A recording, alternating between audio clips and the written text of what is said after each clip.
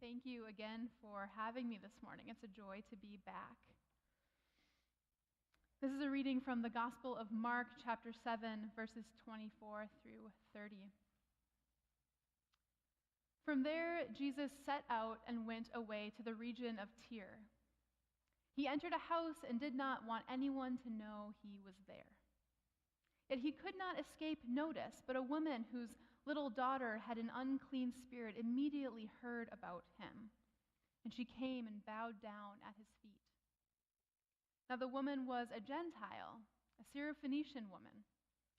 She begged him to cast the demon out of her daughter. But he said to her, "Let the children be fed first, for it is not fair to take the children's food and throw it to the dogs." But she answered him, "Sir, even the dogs under the table eat the children's crumbs." Then he said to her, "For saying that, you may go. The demon has left your daughter." So she went home and found the child lying on the bed, and the demon was gone. This is a startling piece of our sacred text. This is not the Jesus I know or typically imagine, the sort of soft-spoken or stoic Jesus, or the wise and kind Jesus, or even the kind of rough and tumble Jesus, but you get a kick out of it because it turns out well. This is not that Jesus.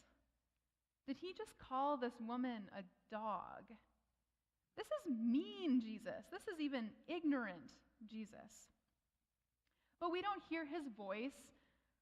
We don't see his expression. But the story got saved all along the way. It was kept in our sacred text, and we read it, and we have to talk about it. And there are a few different interpretations of how people make sense of this seemingly strange text. One is to say that the woman is sort of passing a test, that Jesus knows all along that he'll heal her daughter. Of course he will. But he wants her to figure it out. He wants her to proclaim the gospel instead of him. And so he says this in this sort of tricky, stoic teacher way in order for her to realize the truth. Maybe, but it makes for an easier read of this story, I think, if we say Jesus is just sort of tricking her, teasing her, so she passes a test. The second interpretation is that the woman is winning an argument, that it is her logic. She's able to sort of twist the metaphor. He says she's a dog, and she says the dogs get crumbs too, and she convinces him that she's won the argument. And he's surprised, and he's convinced. And the sense of winning an argument, of her twisting the logic around against him, it works, I think, if it were the case that he's also engaged, if there is a back and forth. But it seems to me, at least, that he's not. He's dismissive. He's seemingly not engaged, and there is no argument. It's just her working to win, not him. And so if it's not her passing a test and it's not her winning an argument, then what is this? Some people talk about her faithfulness. Jesus himself says, "It is your faith." But what do we mean by faithfulness, even? If it's not her faithfulness, if faithfulness means sort of passivity, a mild-mannered, "Oh, Jesus, will you please heal my daughter?" She is unabashedly, confrontationally faithful to the good news here, when Jesus isn't. She asks for healing for her daughter, and he says, "No, not yet." And she responds, "Are you kidding me?" This is a holding up a mirror moment. I know about the gospel you're preaching, Jesus, and there is more than enough. This encounter is confrontational and surprising. She has unabashed faithfulness, even when his vision seems to be quite narrow. She says, "Are you kidding me? My daughter is sick, and you're looking at me thinking you know who I am and saying, 'No, not yet.' No way, it's not that simple." And I think these kinds of encounters, maybe surprising in our gospel text, are not totally unfamiliar. This might not have been the only account of Jesus maybe having a moment, of someone flipping his table, surprising him a little bit, pushing him a little further than he asked for or expected.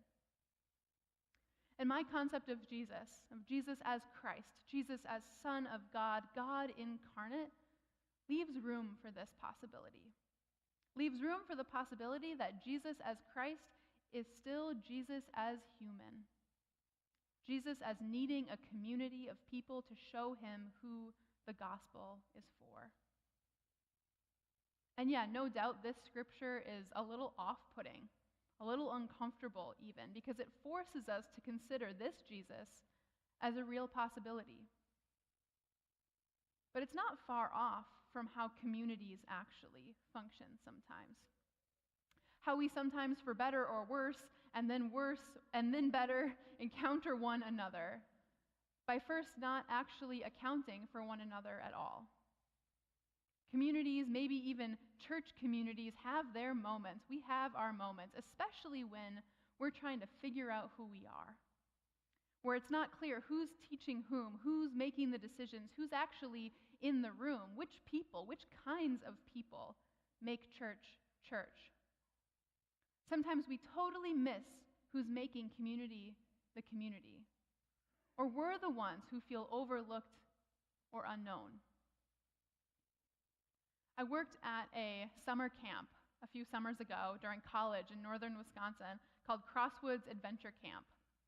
It's this Christian adventure camp where hundreds of middle schoolers and high schoolers show up every summer, and we sing songs and we eat camp food, and there's a projector and a band, and we dance and we sing, and we go kayaking and rock climbing, and we make tie-dye, full camp vibes.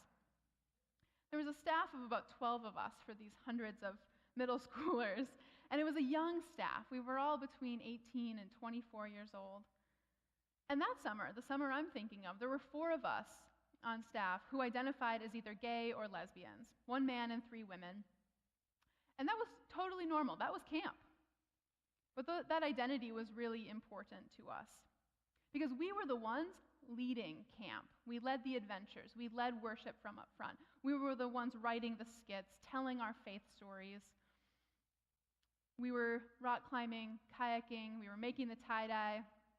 We were cleaning and cooking and prepping. We were running this camp, and we were having a good time.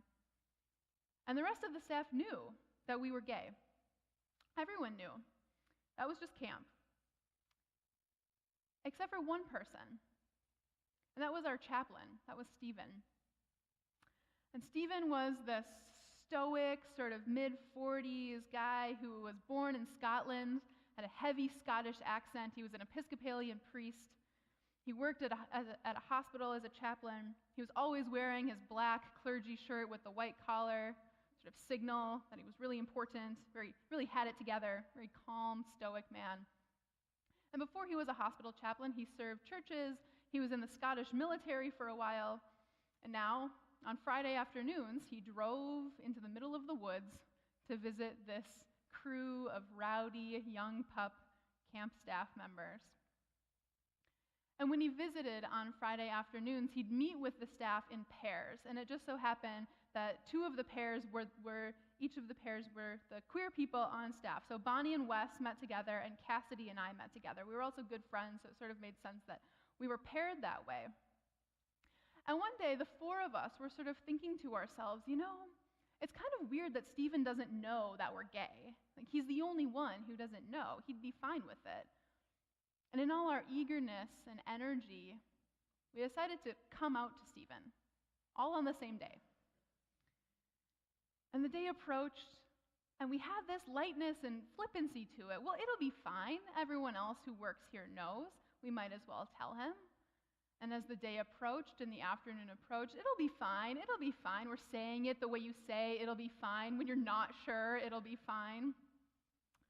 It was nerve-wracking. We didn't know what he'd say. We're these 4 queer people in leadership positions at this Christian summer camp. We're doing our thing. We're building this community. But this person who cares a lot about us and sees us doing our work doesn't know us fully. It's nerve-wracking to confront that. But we did it.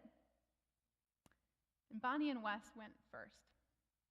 And I don't know the dialogue, but I got the signal after it happened on my staff walkie-talkie. Bonnie to Chelsea, do you copy? I copy. The eagle has landed. Over. Copy that. It was ridiculous. The whole coming out plan and the walkie-talkies, the whole thing felt very over the top. And then it was mine and Cassidy's turn. And I remember exactly where we were. We were sitting on the front porch of this house that we lived in on camp.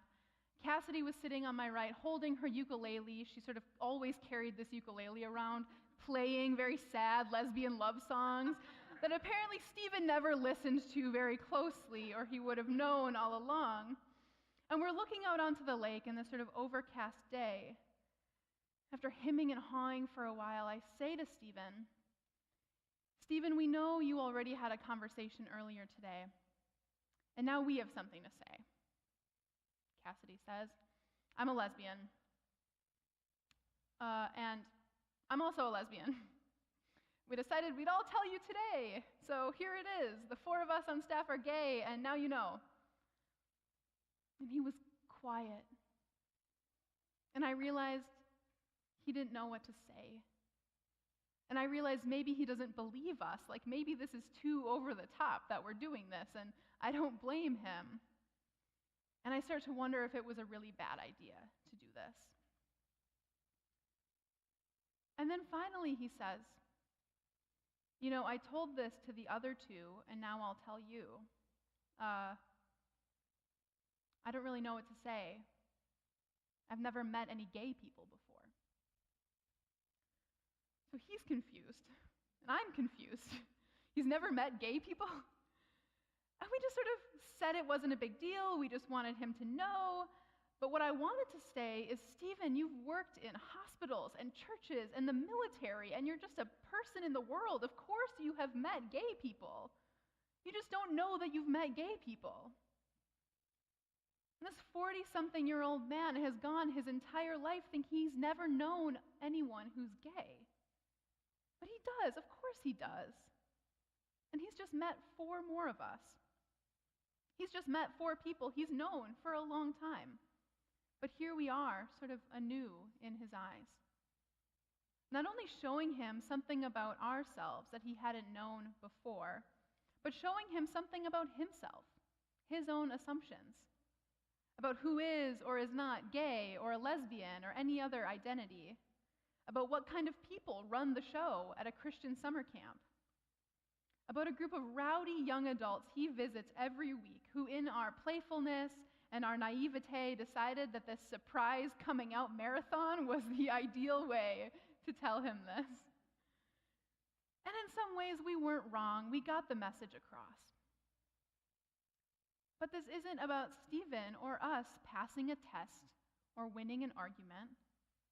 This is about unabashedly seeing one another, bringing ourselves into more fullness in that space, into that community, biases and assumptions and sexualities and all.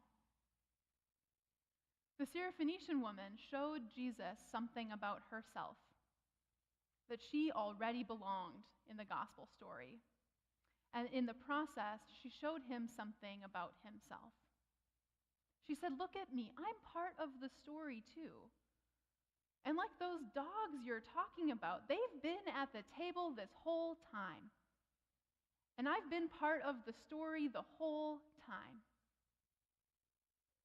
And in the story, Jesus heals her daughter. But she healed him a little bit too. And I'm all right with a Jesus that gets a little healed, that gets his story a little straightened out. Or in Stephen's case, the story gets the opposite of straightened. Stephen assumed queer people were way on the margins, only the margins, so marginal, perhaps, that they were out of view. In hospitals, in the military, churches, summer camps, he thought we were too on the margins for those places. But what the Syrophoenician woman demonstrates is not that we're on the margins, sort of waiting to be scooped back into the center, but that we've been in the center this whole time. We're not on the margins of the community, we are the community. We've been here all along. And we let Stephen see it. And he did. and he took us seriously. And his perception changed. Who he thinks he knows shifted, widened, became much more rich and complex than he had imagined. And mine too. I knew Stephen with more complexity that day too. I saw him stumble, be unsure of what to say. I saw him wrestle with his own assumptions right in front of me, trying to minister to a bunch of kids who are trying to figure themselves out as he is trying to figure himself out, what he thinks and knows and assumes. For anyone who's deemed marginal or minority or has deemed themselves marginal or has been told they don't belong or has learned that you have to fly under the radar to belong because you're too different, too poor or too rich, too loud or too quiet, too disruptive or not disruptive enough, too gay or too feminine or too masculine, too proud or too ashamed, too old or too young or too marginalized ought not mean out of view. The Syrophoenician woman is not periphery. The queer folks are not in the corner. What if it's the case that those margins are just a different center? That the people who are unseen are the ones proclaiming the gospel? That the queer folks are the ones running a Christian summer camp, Stephen, and queer folks have been running churches and hospitals and the Scottish military probably since forever.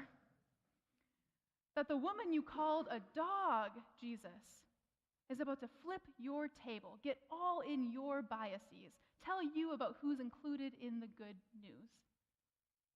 We're not so marginal that we're out of reach, out of view. We've been here all along. If you want to know who's making church, who's making the good news for all people, it's not a mystery. But they might be. Amen.